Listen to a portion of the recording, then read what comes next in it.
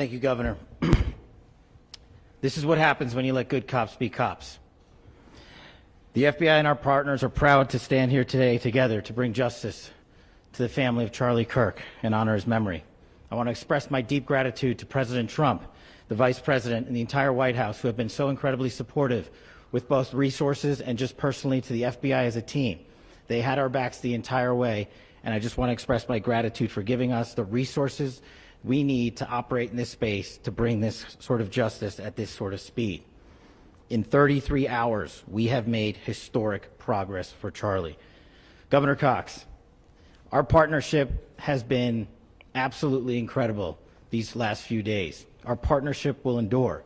Your state and local partners, your sheriffs, your DPS community has been unbelievably impressive in the hardest of times. And a case like this cannot be solved, cannot be brought without partnering with your state and local authorities. The FBI has a certain role to play, and we will play that role, and we will lead out for the federal government. But Governor Cox, we are so grateful for your state partnership that led out on this investigation. A little bit of the timeline. Charlie was shot at 12:23 p.m. on Wednesday. The first FBI agents arrived on scene in 16 minutes with chiefs of police at 12:39 and secured the scene. The FBI immediately launched fixed-wing assets. We utilized these assets to transport personnel, specialty technicians, hostage rescue teams.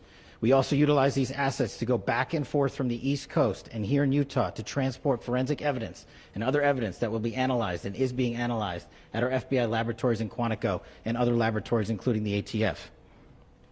At my direction, the FBI released the first set of FBI photos of the suspect at 10 a.m. local time on 9/11. Then, shortly thereafter, the FBI reward of $100,000 was released at 10:45 a.m. local. Myself and Deputy Director Bongino arrived on the scene at approximately 5:30 p.m. on 9/11. The governor led a press conference last night at approximately 8 p.m., where at my direction, the FBI released a never-before-seen video of the suspect. We also released new images to the public of the suspect. And just last night, the suspect was taken into custody at 10 p.m. local time. In less than 36 hours, 33 to be precise, thanks to the full weight of the federal government and leading out with the partners here in the state of Utah and Governor Cox, the suspect was apprehended in a historic time period. And I want to highlight what Governor Cox said. This would not have been possible without you, the media, and you, the public. That's why we went so public, so fast, and we're so transparent, and we're committed to that transparency. The crime scene, just a little bit there. It is a large crime scene. State and local authorities, along with federal authorities, processed that crime scene quickly. And I even had the ability to walk through that crime scene and walk through the steps the suspect took to learn more about what was needed and what resources we needed to bear to create a full picture for the FBI and leadership back in Washington. Furthermore, thankfully to state and local partners, forensic evidence has been seized and continues to be garnered.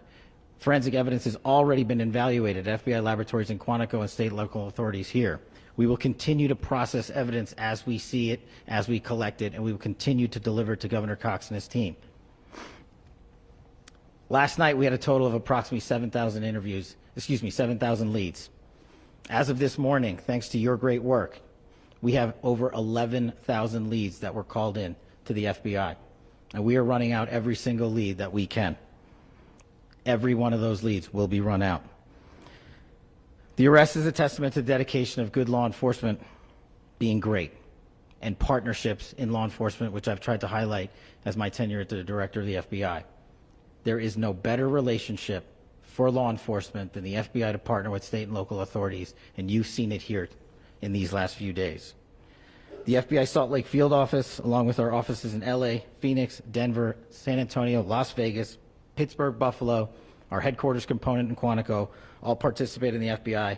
I want to express my deep gratitude to the employees of the FBI, the men and women, the evidence response team tacticians, the special operators, the agents, the support staff. You have done monumental work in historic time when the public who had a right to demand such an expeditious solving of an investigation. The FBI answered that call diligently, critically important to our nation, and we delivered. And I'm proud to be their leader, and I'm proud to be the director of the FBI.